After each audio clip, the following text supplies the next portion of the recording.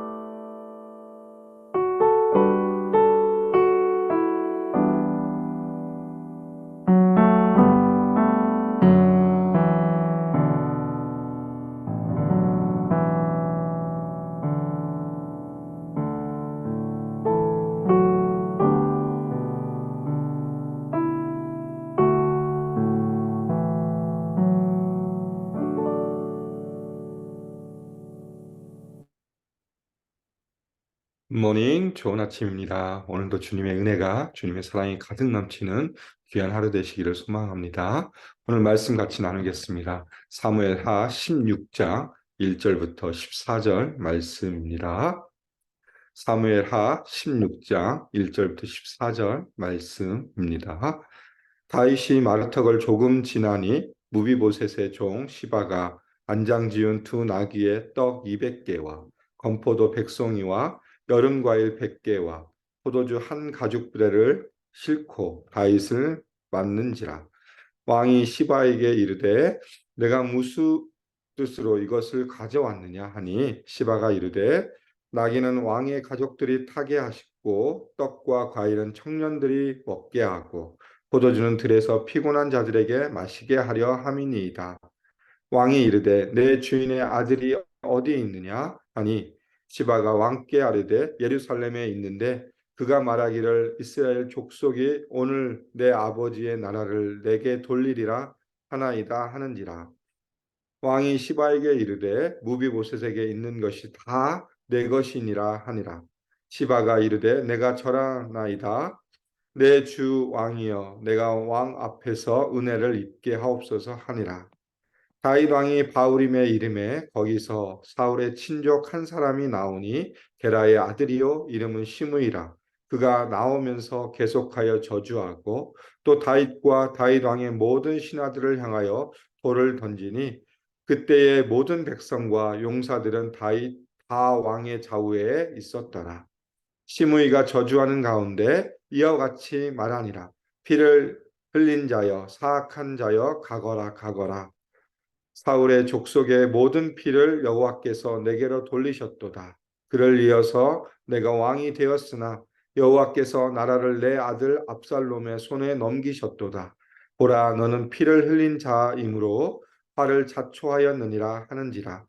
스루야의 아들 아비새가 왕께 여짜오되 이 죽은 개가 어찌 내 주 왕을 저주하리이까.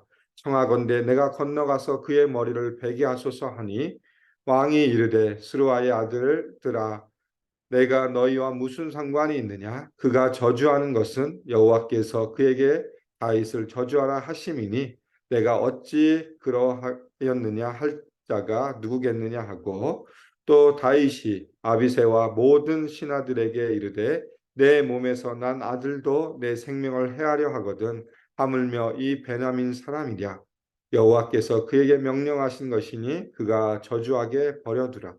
혹시 여호와께서 나의 원통함을 감찰하시니 오늘 그 저주 때문에 여호와께서 손으로 내게 갚아 주시리라 하고 다윗과 그의 추종자들이 길을 갈 때에 시므이는 산피탈로 내려가면서 저주하고 그를 향하여 돌을 던지며 먼지를 날리더라.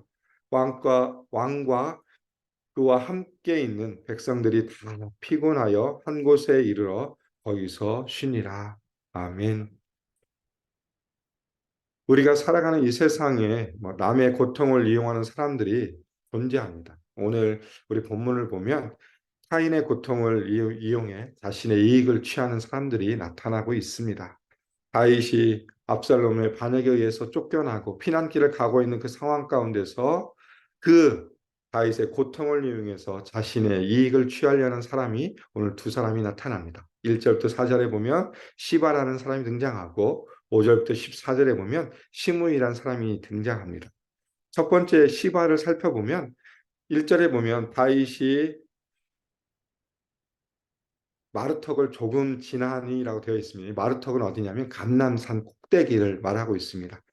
앞부분에 15장 32절에 하나님을 경배하는 곳이라고 되어 있는 마르턱을 지나자마자 보니까 무비보셋이 나귀들에게 뭘 가지고 왔습니까? 먹을 것을 실어서 가져오는 모습을 보여주고 있고 그가 다윗을 기다리는 모습이 기다리고 있습니다. 근데 뭘 가져왔습니까? 탈 것과 먹을 것을 가져왔죠. 그러면서 다윗에게 나오는 모습이고 또 이에 다윗이 그에게 질문합니다. 내가 무슨 뜻으로 이것을 가져왔느냐라고 물어보니까 시바가 이렇게 대답합니다. 나귀는 왕의 가족들이 타게 하시고 떡과 과일은 청년들이 먹고 포도주는 들에서 피곤한 사람들 마시게 하십시오라고 이야기하고 있습니다. 그러니까 다시 한번 또 3절에 질문합니다.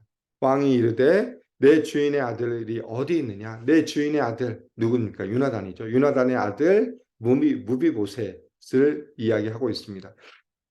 다윗과 요나단의 관계는 정말 끊을 수 없는 관계였습니다. 그래서 그 다윗과 요나단이 맺은 언약 때문에 다윗은 무비보셋을 살려주고 또 무비보셋을 왕자의 자리에 왕의 식탁에 초대하여서 그들을 먹게 했던 일들이 아실 겁니다. 그와 마찬가지로 주인의 아들 이 무비보셋을 찾는 모습을 보여주고 있죠. 그러면서 시바가 이렇게 얘기합니다. 왕께 아뢰되 예루살렘에 있는데 그가 말하기를 이스라엘 족속이 오늘 내 아버지의 나라를 내게 돌리리라 하나이다라고 이야기합니다. 시바의 대답은 자신의 주인을 음해하고 있습니다. 오히려 다윗과 무비보셋의 관계, 무비보셋은 나름 충성되이 다윗을 섬기는 자였는데 이 시바는 그 관계를 이간질하는 모습, 그러면서 주인을 음해하는 모습을 보여주고 있죠. 사실 시바의 접근은 순수한 목적이 아니었습니다. 다윗의 어려움을 이용해서 자신의 이익을 취하고자 하는 그 모습으로 보여지고 있죠. 그러면서 기회주의자의 모습을 또 보여주고 있고요. 그러면서 자신의 주인을 음해케 하고 또 그로 인해서 무엇을 없습니까? 사절에 보니까 왕이 시바에게 이르되 무비보셋에 있는 것이 다 내 것이니라. 오히려 다윗은 그냥 생각 없이 시바에게 야 무비보셋이 가지고 있는 다 내 거야. 내가 다 가져. 그러니까 또 시바는 어떻게 하면 냉큼 그것을 또 받아들입니다. 왕에게 절하나이다. 그러면서 왕에게 은혜를 구합니다라고 이야기합니다. 그러면서 첫 번째 인물이 끝나는 것을 보여주고 있죠. 이 시바의 모습은 전형적인 인간의 모습이라고 할 수 있습니다. 남의 고통을 이용해서 자신의 유익을 취하는, 자신의 이익을 취하는 모습. 그러면서 오히려 그 왕과 무비보셋의 관계 자체도 이간질하면서 잘못된 모습. 왜 그러냐면 그 왕이 될 자격에 보면 그 당시 왕은 군사를 이끄는 사람이었습니다. 그렇기 때문에 이 장애인이 왕이 될 수 있는 상황이 안 됐습니다. 왜 전쟁에 나가서 그 전쟁의 모든 것을 이끌어가는 사람이 왕이었기 때문에 자신의 장애를 가지고 있으면서 전쟁에 나가서 승리할 수 있고 전쟁에서 임할 수 있는 상황이 안 되었기 때문에 조금만 생각하면 무비보셋이 그렇게 생각하지 않았을 거를 알 수 있는데 그냥 다윗은 이 시바의 그 내용, 그 대답에 그래 알았어 그러면서 넘어가고 있는 모습을 보여주고 있죠. 그러면서 19장에 가면 이것을 다시 한번 다윗이 예루살렘에 돌아왔을 때 이 시바와 무비보셋의 상황을 다시 한번 점검하고 또 그러면서 이 시바가 잘못됐다는 것을 그때서 깨닫는 모습을 보여주고 있습니다. 그러면서 이 시바와의 관계 또 이야기가 끝나면서 5절부터 시작해서 또 다른 사람이 등장합니다. 5절에 보니까 다윗 왕이 바후림의 이름에 이 바후림이란 동네는 베냐민 지파의 땅입니다. 베냐민 지파의 땅에 도착하니까 그곳에서 누가 나옵니까? 사울의 친족 한 사람 게라의 아들 시므이가 등장합니다. 시므이가 등장하는데 어떻게 등장하냐면 그가 나오면서 계속하여 저주한다라고 이야기하고 있습니다. 여기서 계속하여 저주한다는 것은 다윗의 일행을 따라가면서 저주한다는 것입니다. 계속한다는 것은 그 일행을 따라가면서 저주한다는 것인데 또 한 가지 뭘 하냐면 6절에 보니까 다윗과 다윗 왕의 모든 신하들을 향하여 돌을 던진다라고 이야기하고 있습니다. 이 시므이는 두 가지를 통해서 저주합니다. 말로 저주도 하고 행동으로 합니다. 이 돌을 던진다는 것은 우리가 구약의 율법에 보면 잘못한 사람, 특별히 하나님과의 관계 가운데 잘못한 사람들, 하나님에게 있어서 우상 숭배하기는 사람들, 그런 사람들을 향하여서 최종의 형벌이 뭐냐면 돌을 던져서 죽이는 것이었습니다. 뭐 자신의 자녀들을 몰렉에게 주거나 아니면 여호와의 백성들을 하나님을 떠나게 하는 사람들은 무조건 죽이게 되어 있는데 어떻게 죽이냐면 돌로 쳐 죽이죠. 그런 것처럼 이 시므이의 저주는 말뿐만 아니라 행동을 통해서 내가 너를 정말 저주하고 있고 내가 너를 정죄하고 있다는 것을 분명하게 이야기해 주고 있는 것이죠. 그러면서 시므이가 왜 다윗을 저주하느냐 그 이유를 설명합니다.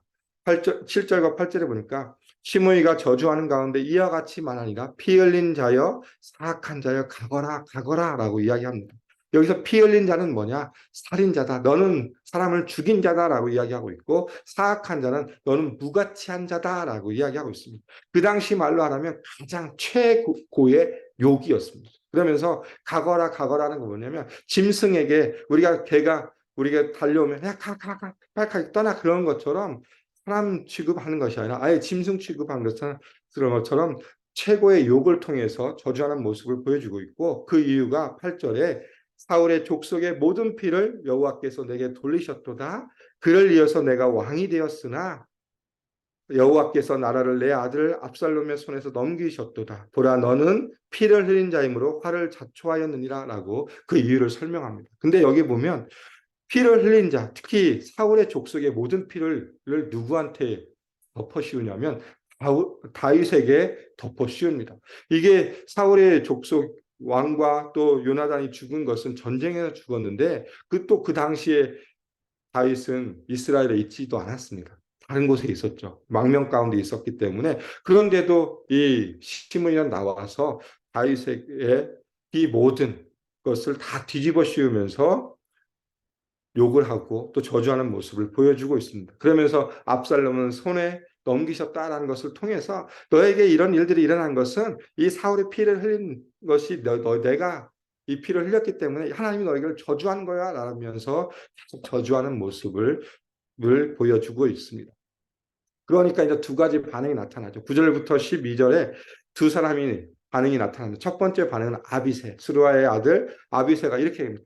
내가 저 사람을 죽이고 싶습니다. 왕이 나를 보내주십시오. 라고 이야기하죠. 어떻게 저 사람이 내게 내 왕을 저주합니까? 내가 건너가서 저 사람의 목을 벨 수 있도록 머리를 베게 해달라고 결국은 무엇입니까? 죽이게 해달라고 간청하니까 왕이 어떻게 얘기합니까? 수레의 아들들아, 내가 너희와 무슨 상관이 있느냐? 그가 저주하는 것은 여호와께서 그에게 다윗을 저주하라 하심이니 내가 어찌 그리하였느냐 할 자가 누구겠느냐?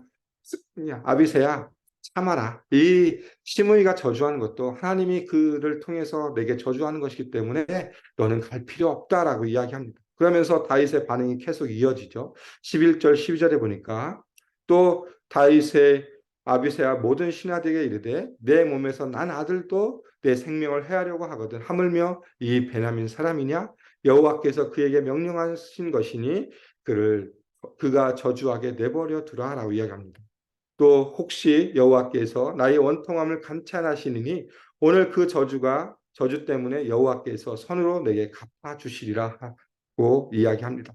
다윗은 이 시므의 저주 감당하기 힘들죠. 가장 최고의 욕을 하고 있는데 자신에게 또 돌을 던지면서 또 정죄하는 모습을 보여주고 있지만 오히려 그것을 참아내는 모습을 보여주고 있고 그러면서 하나님 앞에 궁의를 구하는 모습을 그려주고 있습니다. 나의 원통함을 감찰하시니 하나님이 나의 원통함을 감찰하시면 이 모든 이 저주가 나중에는 선으로 내게 갚아주실 것이다. 하나님의 자비를 구하는 모습을 보여주고 있습니다. 그러면서 그에 대해서 아무런 행동도 취하지 않고 오히려 그것을 받아들이면서 참고 견디는 모습 또 그러면서 하나님의 놀라우신 자비를 구하면서 자신의 모습을 다시 한번 하나님 앞에 드리는 모습으로 오늘 말씀은 마무리되어 가고 있습니다. 그러면서 또 13절에 보니까 이 가는 길을 쫓아가면서 산패타를 따라가면서 저주하는 이 사람의 모습. 결국 나중에는 이 시므이가 죽임을 당하게 되죠. 이 일로 인해서 죽임을 당하게 되는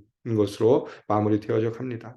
오늘 말씀을 준비하면서 두 가지를 생각해 봤습니다. 첫 번째 시바를 생각하면서 우리가 정말 이 고통당하는 사람들, 옆에 힘들어하는 사람들이 어떻게 대할 것인가에 대한 생각을 좀 해봤습니다. 이 시바의 모습은 남의 고통을 통해서 자신의 유익을 취하는 것인데 그것은 잘못된 것이죠. 우리가 취해야 될 행동은 그 반대라고 생각되어집니다.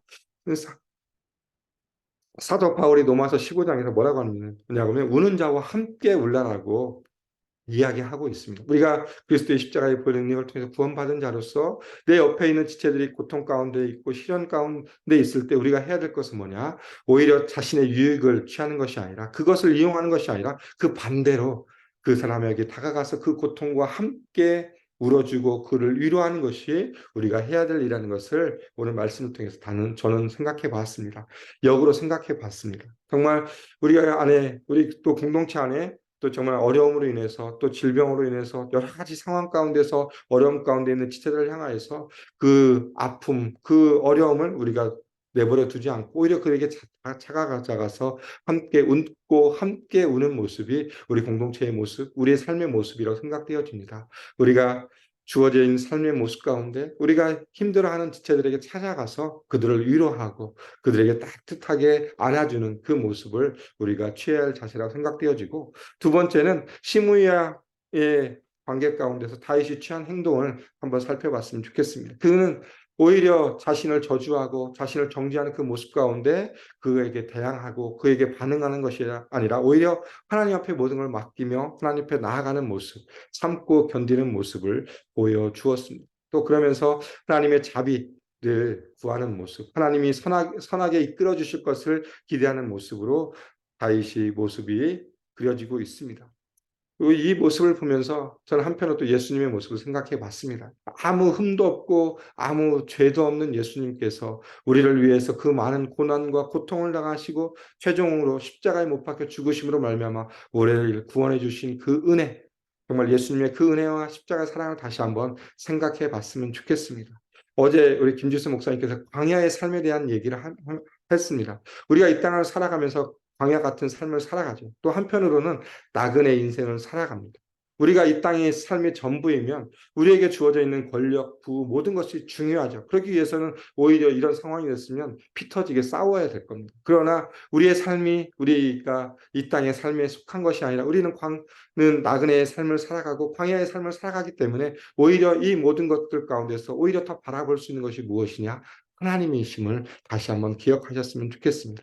나를 위해 이 땅에 오셔서 십자가에 못 박혀 죽으시고 물과 피를 쏟으시고 나의 구원자 되신 그 예수님을 바라보면 이 모든 것들도 넉넉히 건들 수 있음을 다시 한번 생각해 보게 됩니다. 우리가 이 땅을 살아가면서 우리의 정체성이 무엇입니까? 우리는 나그네 인생입니다. 우리가 이 땅의 전부가 아니라 우리가 하나님이 주신 놀라우신 소망을 따라서 하나님의 나라, 천국을 소망하고 그 길을 살아가는 삶이기 때문에 우리에게 주어져 있는 아픔, 그런 고통, 어려움 가운데서 우리가 매달릴 수 있는 것은 오직 하나님밖에 없고 예수 그리스도밖에 없음을 다시 한번 기억했으면 좋겠습니다. 때로는 힘들고 어렵지만 우리가 그 고난을 이길 수 있는 이유는 바로 예수님이라는 것을 다시 한번 기억하면서 오늘 하루를 살아갔으면 좋겠습니다. 오늘 하루도 우리에게 주어져 있는데 오늘 하루의 삶을 통해서 다시 한번 우리에게 고통당하는 자가 있으면 우리가 찾아가서 그를 위로하는 삶이 되었으면 좋겠고, 또한 우리가 내 삶이 고통 가운데 있을 때 오히려 그 가운데서 함께 하시는 하나님, 나의 모든 것을 아시고 나에게 그 어려움을 통해서 선으로 이루어주신 하나님을 바라보며 나아가는 귀한 삶이 되시기를 주의 이름으로 소망하며 축복합니다. 함께 기도하겠습니다. 하나님 감사합니다. 오늘 또 말씀을 통해서 다시 한번 우리 삶의 모습을 점검할 수 있도록 인도해 주셔서 감사합니다. 하나님, 우리가 이 땅을 살아가면서 정말 타인의 고통과 타인의 아픔을 통해서 우리가 유익을 취하는 것이 아니라 그들의 아픔, 또 우리 공동체 안에 있는 지체들의 아픔을 위로하며 그들과 함께 살아가는 삶이 되게 해주시고, 또한 우리가 이 땅을 살아갈 때 우리에게 주어진 어려움 가운데 그 모든 것 가운데 하나님을 바라보게 해주시고 하나님의 자비와 하나님의 궁유를 더욱더 깊이 묵상하며 나아가게 해주시고, 또 십자가의 보이는 능력과 부활의 그 놀라운 소망을 따라서 우리가 이 땅을 살아갈 수 있도록 오늘 하루도 인도해 주시며 함께하여 주시옵소서. 오늘 하루도 주신 하루의 삶을 통하여서 온전히 주님의 영광을 위해 살아가는 삶이 될 수 있도록 성령께서 함께해 주시며 인도하여 주시옵소서. 주님 감사합니다. 예수님 이름으로 기도드립니다. 아멘. 이 시간 우리 합심으로 함께 같이 기도하겠습니다. 오늘 말씀을 기억하시면서 다시 한번 우리의 인생이 하나님 앞에 있음을 다시 한번 고백하며 나가는 삶이 될 수 있도록 인도해 주시고, 또한 우리 공동체 안에 있는 지체들, 또 힘들한 지체들에 다가가서 내가 위로하고 또 그들을 품어주는 귀한 믿음 가운데 살아갈 수 있도록 위해서 기도 부탁드리겠습니다. 두 번째 기도해 주실 것은 회복을 넘어 부흥으로 올해 표어처럼 우리 모든 공동체에 속한 모든 어린아이부터 어르신에 이르는 모든 지체들이 회복을 넘어 부흥을 경험케 하고, 또한 예수 산책의 비전을 따라서 말씀 공동체, 제자 공동체, 미션을 공동체로 아름답게 우리 교회가 세워질 수 있도록 기도 부탁드리겠습니다. 세 번째 기도해 주실 것은 우리 다음 세대 아이들, 우리를 위해 기도 부탁드리겠습니다. 이제 학기가 얼마 남지 않았습니다. 우리 아이들 학기 잘 마무리하고, 또한 우리 아이들이 말씀 가운데 잘 양육되게 해주시고, 또한 어렸을 때 인격적으로 예수 그리스도를 만나 예수님과 함께하는 삶을 살아갈 수 있도록 우리 다음 세대를 위해 기도 부탁드리겠습니다. 인도와 태국에서 선교하시는 이성현 선교사님 그 모든 사역을 위해 기도해 주시고, 또 목장에서 후원하시는 선교사님들을 위해 기도 부탁드리겠습니다. 또 치유와 회복을 위한 기도를 위해 우리 수경중 성도님들을 위해 기도해 주시고 또 경제적인 어려움 또 신분의 어려움을 갖고 있는 우리 지체들을 위해서 합심으로 함께 같이 기도하고 일상의 삶으로 나아가겠습니다.